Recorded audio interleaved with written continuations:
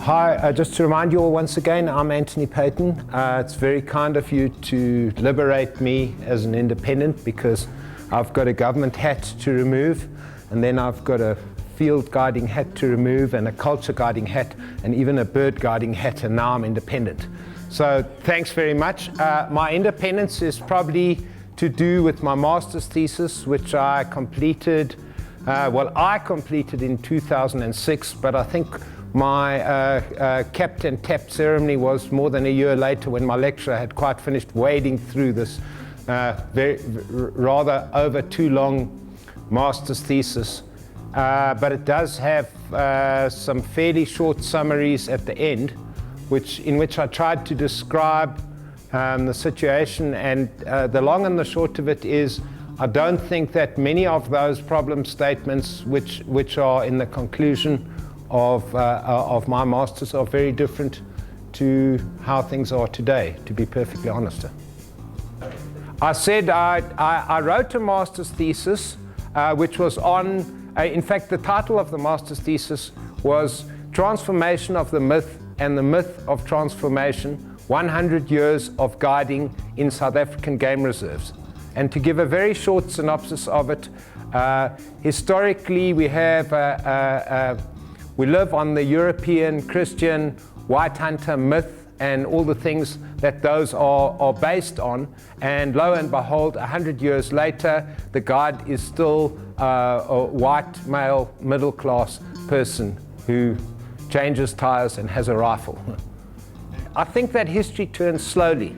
I think there are attempts to change things, but I think that there's fundamental and institutional and societal and political reasons why there hasn't been a shift in power.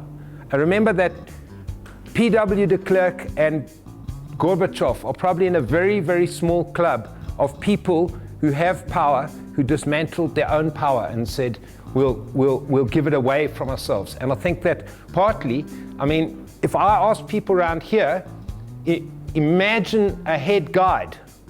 I'm sure almost all of you, in your mind, you come up with a guy who's a white male. And I haven't said that person must be white, and I haven't said they must be male, but just that's your experience, and that's something you mustn't project into the future. So it's difficult to make that break with the past, to say in the future that person could be anybody. But the reason is that history turns slowly. You can't just suddenly say, oh, well, you're black and female and beautiful, you can be the head guide.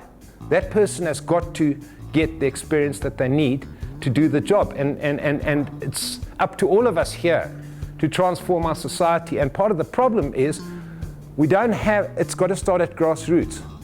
You know, that person, people, rural black people don't have the kind of education that they need to land up being the head guide at Madikwe. But you've got someone like Godfrey as an example of someone who almost pulled himself up by the bootlaces, but in actual fact, he didn't do that on his own. He got support from a group of people that allowed him to do that, and I think at great cost.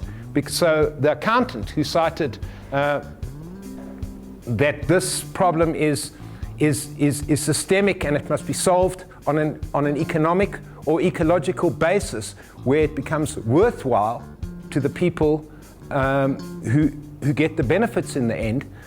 In the end, you can't tell the tourists to vote with their feet, but tourists gradually will go to lodges that give them better service, and when the lodges start to realize, actually, there is a way of getting better guides, and that's to put money back into the training and development of guides, then we're going to see the professionalization and the transformation that's necessary in the industry.